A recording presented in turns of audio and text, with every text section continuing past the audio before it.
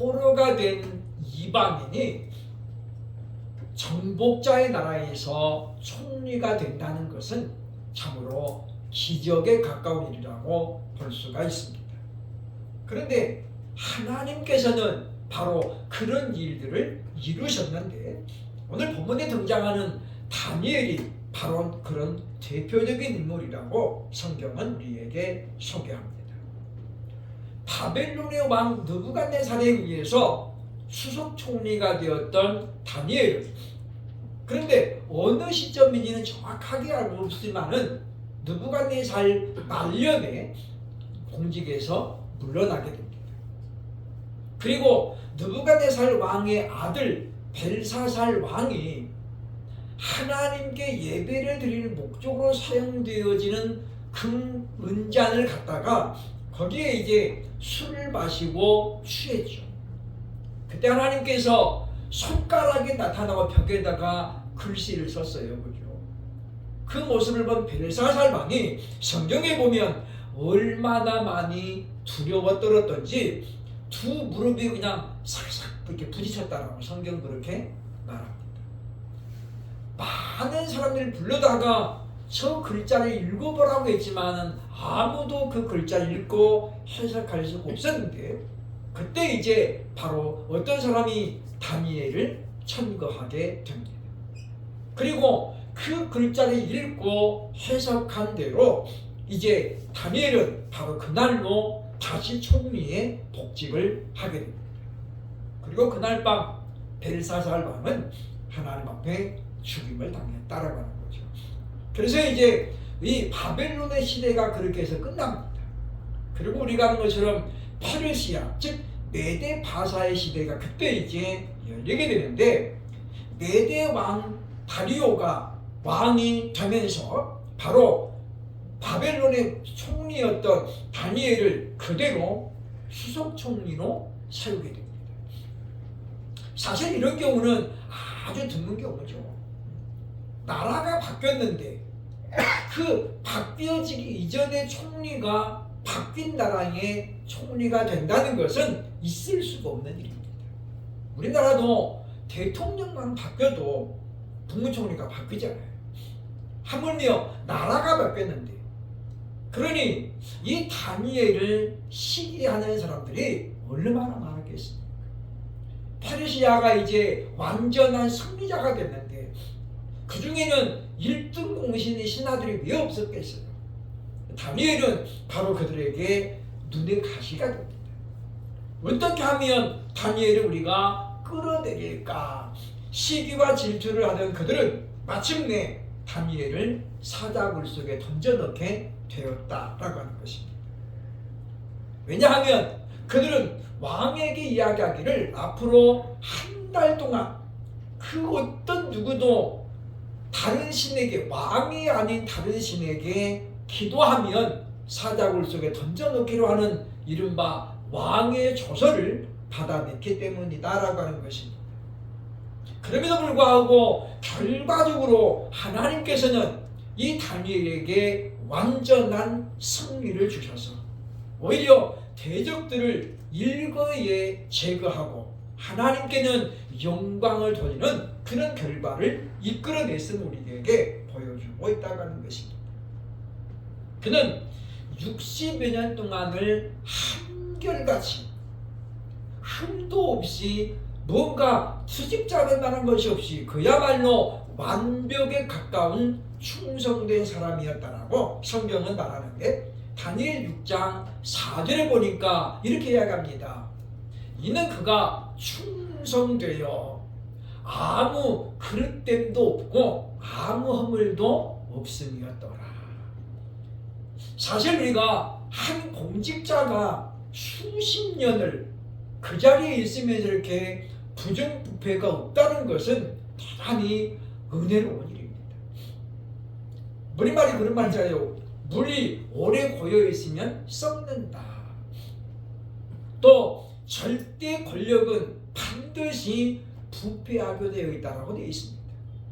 그런데 다니엘은 60년 동안 왕조를 세 왕을 섬겼잖아요. 느부갓네살, 벨사살 그리고 지금 다리오까지를 섬겼는데 성경은 보면 그 다음 보면 고레스 왕까지 그가 공직에 있었다라고 우리에게 알려주고 있다고 하는 것입니다. 그럼에도 불구하고 하나님은 다니엘에게 참으로 어려운 그와 같은 고비를 허락하셨는데 그것이 오늘 본문의 이제 주 내용이라고 볼 수 있습니다. 다니엘은 정면 돌파의 신앙으로 오늘날 모든 믿는 자들의 귀감이 되는 사람이라고 볼 수 있는데 그렇다면 다니엘의 정면 돌파의 특징은 과연 무엇일까요? 첫째로 오늘 본문 6절로 10절을 보면 타협하지 않는 신앙이었다라고 우리에게 말하고 있습니다.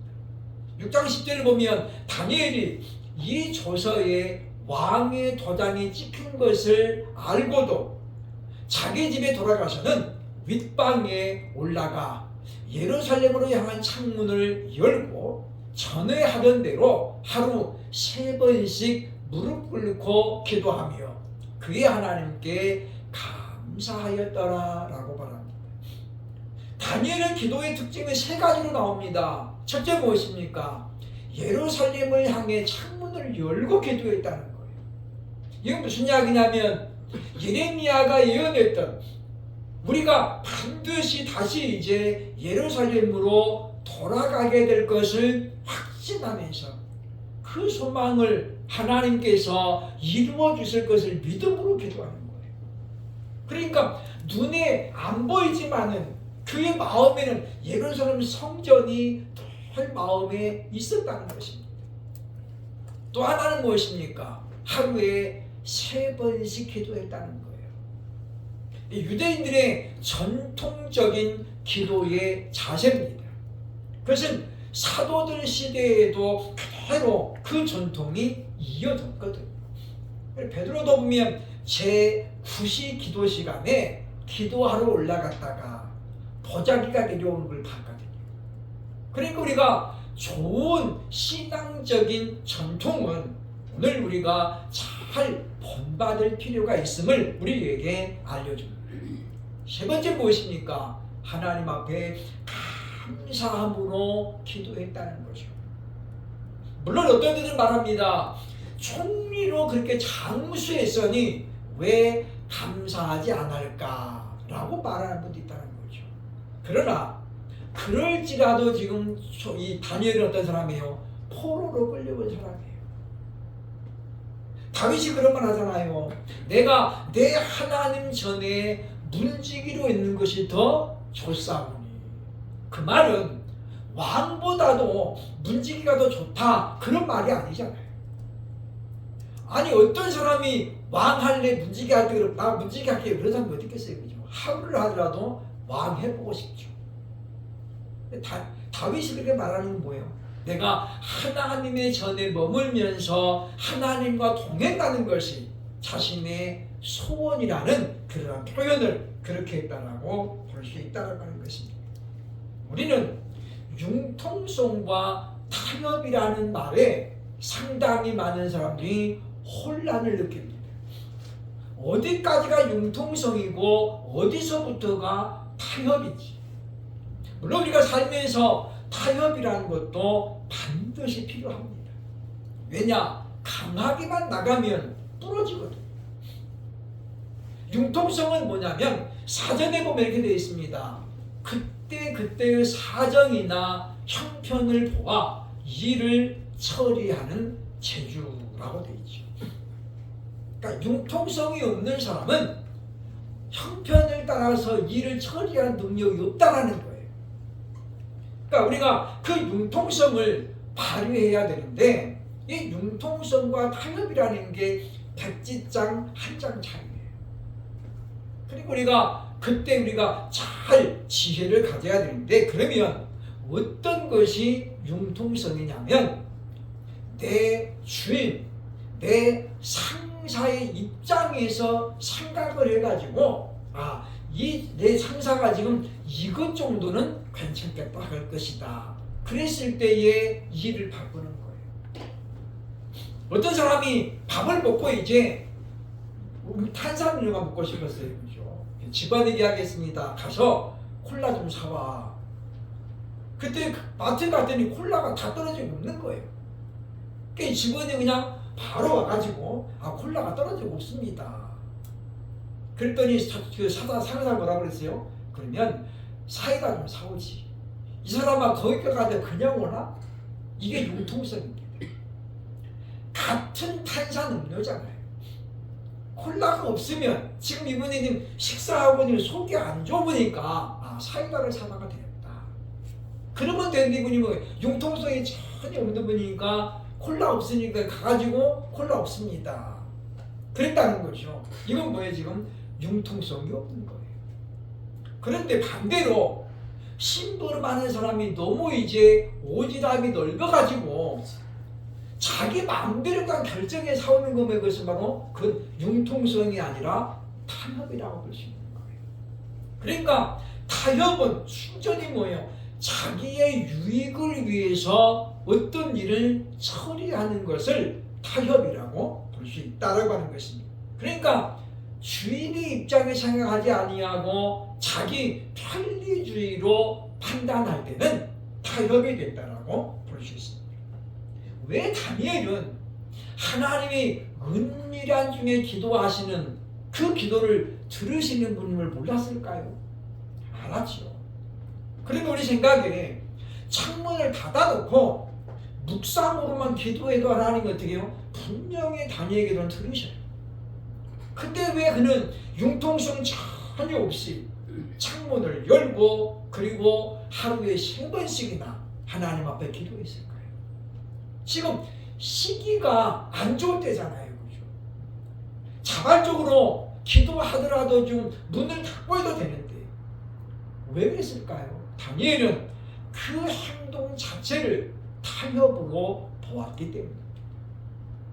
내가 하나님 앞에 기도하는 것을 남들 눈에 안 띄게 하는 것조차가 그조차가 뭐예요? 타협으로 그는 보았기 때문이라고 우리는 기억을 해야 된다고 하는 것입니다. 다니엘이 이와 같이 융통성 없이 타협하지 않는 그런 마음을 가지고 신앙을 했던 이유를 성경은 이렇게 말합니다. 다니엘 6장 5절에 보면 그들이 이르되 이 다니엘은 그 하나님의 율법에서 근거를 찾지 못하면 그를 고발할 수 없으리라 하고. 그러니까 이 말은 무슨 말이냐면 메대 왕국에 지금 총리가 있어요. 그렇죠? 그리고 가장 높은 수석 총리가 다니엘이에요. 그러면 이 밑에 있는 총리들은 바벨론 제국에서 다니엘이 어떻게 일을 했는지 이미 다 알고 있는 거죠. 그러니까 아까 읽어드린 말씀에 보면 그는 그릇됨도 없는 충성된 일꾼이었고 허물도 다 없었다. 사실 사람이 허물이 없는 것은 대단히 아주 이례적인 일입니다. 왜냐? 성경에 보니까 완전한 사람은 없다고 그랬거든요. 의인은 없나니 하나도 없다. 우리가 역사적으로 존경할 만한 위인들 보세요. 그분들도 보면 다 한쪽 면에 보면 흠이 있어요. 그러니까 우리가 그런 단점을 보면 존경할 수가 없지만 우리는 긍정적인 부분을 보기 때문에 사람들은 그를 영웅이라고 역사적인 위인이라고 이렇게 이야기하는 것을 보게 됩니다. 그러므로 우리는 다니엘처럼 이와 같이 타협하지 않는 정면 돌파로 승리하는 저와 여러분들이 수 있기를 주의 이름으로 축원합니다. 다니엘의 이 정면 돌파는 어떤 특징이 있습니까? 6장 14절 보면 왕의 신임을 굳건하게 한 특징을 갖고 있습니다. 다니엘 6장 14절입니다. 왕이 이 말을 듣고 그로 말미암아 심히 근심하며 다니엘을 구원하려고 마음을 쓰며 그를 건져내려고 힘을 다하다가 해가 질 때에 이르렀더라. 그러니까 그 3명의 사람들이 다니엘이 지금 문을 열고 기도하는 걸 금방 왕에게 참소했어요. 왕이 자기 도장을 찍었기 때문에 이것은 바꿀 수가 없는 일이에요. 그래서 이 왕이 다리오가 어떻습니까? 마음에 큰 근심을 갖습니다. 그리고 14절에 말하죠. 왕이 그로 말미암아 심히 근심했대요. 총리는 그냥 바꾸면 돼요, 사실. 그죠? 근데 왜 그랬을까요? 다니엘만한 일꾼이 없는 것을 다리오 왕도 알고 있기 때문에. 그 다음에 뭡니까? 그를 구원하려고 마음을 썼다. 어떻게 하면 방법이 없을까? 다니엘을 구해낼 수 있는 방법이 없나? 그렇게 마음을 썼다는 거예요. 그리고 힘을 다했다 라고 말합니다. 사실 이런 경우는 정말 있을 수 없는 일입니다. 그러나 하나님께서는 바로 자신을 향해서 이와 같이 정면 돌파를 선택한 다니엘에게 하나님께서 오히려 왕으로 말미암아 그를 더욱더 신뢰하게 하는 그런 결과를 이루었음을 오늘 성경은 우리에게 말씀해주고 있습니다. 뿐만 아니라 6장 18절에 보면 또 다른 말씀이 나옵니다. 왕이 궁에 돌아가서는 이때는 언제입니까? 지금 다니엘이 사자굴 속에 던져진 상태예요. 밤이 새도록 금식하고 그 앞에 오락을 그치고 잠자기를 마다하니라. 지금 다리오 왕은 하루하루가 축제예요, 축제. 왜냐? 그 거대한 바벨론 제국을 무너뜨렸잖아요. 그러니까 보면 매일매일 어떻게 해야 되죠? 파티 열고 잔치를 해도 아쉬울 판이에요. 근데 왕이 지금 누구 때문에 금식하고 오락을 금했다고요? 다니엘 때문에. 그러므로 우리가 하나님을 향한 절대적인 믿음을 가지고 위기를 만났을지라도 정면 돌파하는 사람에게는 이와 같이 하나님의 높여주심이 있다는 사실을 분명히 기억하고 우리는 어떤 위기 속에서라도 그 다 현장을 바라볼 것이 아니라 상황을 바라볼 것이 아니라 오직 우리의 소망이 되시는 하나님을 바라보는 우리들이 되어야 할 것입니다.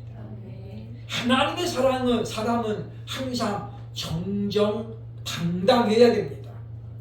불법을 행하는 일이 아니고서는 우리는 항상 당당해야 된다는 것을 기억을 해야죠. 사도들이 예수님을 증거하다가 끌려갔습니다. 그리고 매를 맞고 그리고 이제 풀려났죠. 그런데 거기 보면 이 사람들이 한 가지 다짐을 받는 거예요. 나가서는 다시는 예수 이름을 전하지 말라. 그때 베드로가 말합니다. 하나님 앞에서 하나님 말씀 듣는 것과 당신들 말 듣는 것이 어떤 것이든지 너희가 판단해보라. 그리고 돌아서거든요. 그리고 나서 돌아오면서 베드로 입에서는 다시 예수 부활하셨다는 복음이 선포되기 시작합니다. 이것이 바로 당당한 하나님의 사람의 모습이다 라고 성경은 우리에게 말씀해주고 있다고 하는 것입니다. 다니엘이 왕의 신임을 노리고 한 것은 아니었지만 그러나 그가 신앙의 정절을 지켰을 때에 하나님은 이와 같이 다니엘을 존귀한 자로 만들어 주셨음을 오늘 성경은 우리에게 알려주고 있다고 하는 것입니다. 그래서 잠언 16장 9절에 보면 이런 말씀이 나옵니다. 사람이 마음으로 자기의 길을 계획할지라도 그의 걸음을 인도하시는 이는 여호와시니라. 이 문장에는 아주 중요한 말이 나와요. 주어가 사람이 되면 안 된다는 거예요. 지금 보면 사람이 이게 주어잖아요, 주어. 그러니까 사람이 자기 길을 계획할지라도 그것을 인도하시는 이 누구라는 거예요? 사람이 아니라는 거예요. 바로 하나님이시라. 그러니까 우리는 내 인생의 주도권을 하나님께 넘겨드려야 돼요. 많은 사람들이 주도권을 자기가 지려고 합니다. 내 인생은 내 거, 내 가정도 내 거, 내 사업장도 내 거. 그래서 주도권을 자기 잡고 가죠. 그러나 하나님은 하나님께 우리가 주도권을 넘겨드릴 때에 하나님이 기쁘신 뜻대로 일하시는 분인 것을 믿을 수 있기를 주의 이름으로 축원합니다. 다만 우리는 하나님의 그 인도하심 우리가 따라가면 되는 거다. 그래서 예수님께서 제자들에게 그런 말을 하잖아요. 어린 양이 어디로 가든지 간에 따라가는 자, 그게 바로 하나님 나라에 합당한 사람이에요. 주님, 여기는 왜 가십니까? 거기 왜 가시나요? 언제 가시나요? 물어보는 게 아니에요. 그냥 어린 양의 주님이 가시면 말 없이 따라가는 거예요. 오늘 걸어사는 집 앞으로 가자. 제자들이 아무도 안 물어보죠. 아니 주님, 느닷없이 거기를 왜 가십니까? 안 물어봐요. 근데 가다가 어떻게 해요? 광풍을 만났어요. 배에 막 물이 들어오는 거예요. 누구 때문에 지금? 아니 예수님께서 여기 안 가자고 했으면 되는데 왜 하필 가는 날이 장날이라고? 그럴 수 있잖아요. 근데 제자들은 아무도 따지지 않습니다. 예수님 그거 왜 가신 거예요? 걸어가는 지만 하니까 군대 귀신 들린 자가 밭고랑에 고통을 당하고 그 한 사람을 건지려고 예수님이 찾아가신 거예요. 마찬가지로 우리도 다니엘처럼 자신의 어떤 안위, 물론 다니엘은 내가 여기서 총리를 그만두더라도 나는 타협하지 않는다라는 그런 각오가 있었기 때문이라고 볼 수 있습니다. 그런 그에게 하나님은 다니엘을 높여주셨다라고 오늘 성경이 말하고 있는 것입니다. 그러면 우리가 우리의 주도권을 내가 쥐면 실패합니다. 얼마나 힘들겠습니까? 무거운 짐을 내가 지고 가면 얼마나 힘들어요. 근데 주님 말합니다. 수고하고 무거운 짐진 자들아 내게 오라. 내가 너희를 쉬게 하리라. 그 말씀을 따라 온전히 주님께 모든 걸 맡겨드리고 주님 어떻게 하면 좋을까요? 이렇게 기도하는, 그래서 우리가 타협하지 않는 우리들이 되어야 할 것입니다. 세 번째로 다니엘의 정면 돌파는 어떤 특징이 있는가 하면 본문 24절과 27절을 보면 하나님을 영화롭게 하는 정면 돌파였다라고 우리에게 알려줍니다. 우리가 타협하지 아니하고 정면 돌파하는 신앙을 가져야 되는 가장 중요한 이유는 바로 그렇게 할 때에 하나님의 이름이 높여지고 하나님의 영광을 드러내기 때문이라고 볼 수 있습니다. 결과적으로 성경 6장 26절로 27절에 보면 다리오 왕이 하나님을 향해 이렇게 말하고 있습니다. 26절 보면 내가 이제 조서를 내리노라. 내 나라 관할 아래에 있는 사람들은 다 다니엘의 하나님 앞에서 떨며 두려워할지니 그는 살아계시는 하나님이시요 영원히 변하지 않으실 분이며 뿐만 아니라 어떻습니까? 그의 나라는 멸망하지 아니할 것이요 그의 권세는 무궁할 것이다. 그러면서 이렇게 말하죠. 하나님은 다니엘을 구원하시는 그런 분이라고 노래하고 있는 것을 보게 된다고 하는 것입니다. 왕의 입술에서 이렇게 만약에 선포가 된다면 얼마나 큰 전도의 열매가 맺어지겠습니까? 그죠? 왕이 하나님을, 다니엘이 섬기는 하나님을 너희는 두려워하라. 그분은 바로 구원자이시다 라고 얘기했으니 그 효과가 얼마나 크겠어요. 그러니까 우리가 한 사람 한 사람 전도하는 것도 물론 중요하지만은 선교사님들이 아프리카 지역 가면은 누구를 먼저 파고듭니까? 추장을 먼저 파고들어요. 추장. 거기는 대부분 일부 다처제거든요. 추장 하나는 부인이 막 10명씩 있어요. 10명씩. 그 딸리는 식구가 얼마나 많겠어요. 그죠?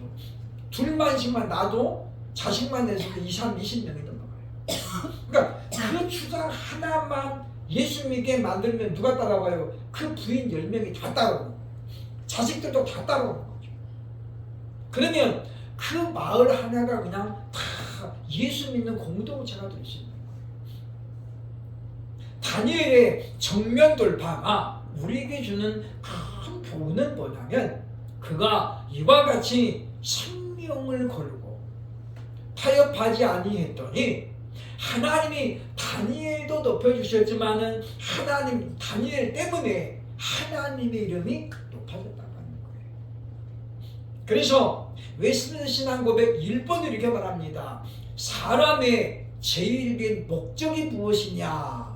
그리고 답하기를 하나님을 영화롭게 하는 것이다 라고 이야기합니다. 여러분은 무엇으로 하나님의 이름을 높이시겠습니까? 뭘 하면 하나님이 나를 때문에 나 때문에 기뻐하실까요? 우리가 2월을 시작하면서 우리는 다니엘처럼 우리도 나 때문에 하나님의 이름이 높아지고 하나님의 영광을 받으시는 그런 삶을 살려면 내가 어찌해야 될 것인가를 기도하고 고민해야 할 것입니다. 그러므로 우리는 이 말씀을 잘 기억하면서 이때에 이 다니엘의 이와 같은 목숨을 건 정면 돌파는 그 다음 왕에게도 큰 영향을 미쳤음을 성경은 우리에게 말합니다. 역대하 36장 23절 이렇게 말합니다. 바사 왕 고레스가 이같이 말하노니 하늘의 신 여호와께서 세상 만국을 내게 주셨고 나에게 명령하여 유다 예루살렘에 성전을 건축하라 하셨나니 너희 중에 그의 백성된 자는 다 올라갈지어다. 너희 하나님 여호와께서 함께 하시기를 원하노라 하였더라. 아멘. 자, 여기 지금 이 고레스는 누구 어떤 나라 왕입니까? 바사 왕입니다. 우리가 이제 메대와 바사를 묶어서 메대 바사라고 하죠. 지금의 페르시아입니다.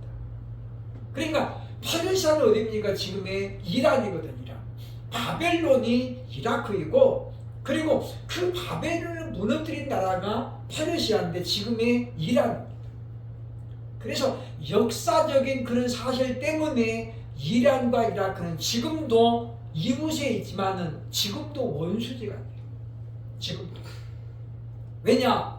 그 조상들을 너희가 우리를 망할 때가 망했다. 그 말이죠. 그죠? 어쨌든 그때에 페르시아 왕 고레스가 하나님의 명령을 받아가지고 명을 내리는 거예요. 하나님이 내게 예루살렘 성전을 건축하라 하셨으니 그의 백성된 자는 다 올라가라. 그래서 이제 스룹바벨이 총독이 되고 대제사장 여호수아가 인도자가 돼가지고 바로 포로된 지 70년 만에 예루살렘으로 돌아옵니다. 그리고 스룹바벨 성전이 이때 이제 완공되거든요. 그러니까 우리가 흘러 올라가면 고레스 왕이 그렇게까지 결정할 수 있었던 이유가 뭐냐면 바로 다니엘 때문이에요. 다니엘 한 사람의 정면 돌파의 신앙은 당시 다리오 왕을 감동을 시켰을 뿐 아니라 뒤에 나오는 고레스 왕까지도 완전히 감동을 시켰어요. 아, 하나님을 섬기지 않으면 안 되겠다라는 결론을 내리게 되었던 것을 우리에게 보여주고 있다는 것입니다. 2월이 시작됐습니다. 이걸도 참 눈 깜짝할 사이에 참 워낙에 추워가지고 빨리 지나갔습니다만은 2월 우리에게는 또 기회의 시간이고 또 다른 도전의 시간입니다. 우리는 어떤 문제가 있을지라도 어떤 어려움이 있을지라도 다니엘처럼 오직 하나님만을 의지하고 정면 돌파하여 하나님께 영광을 돌릴 수 있는 저와 여러분 될 수 있기를 주의 이름으로 축원합니다.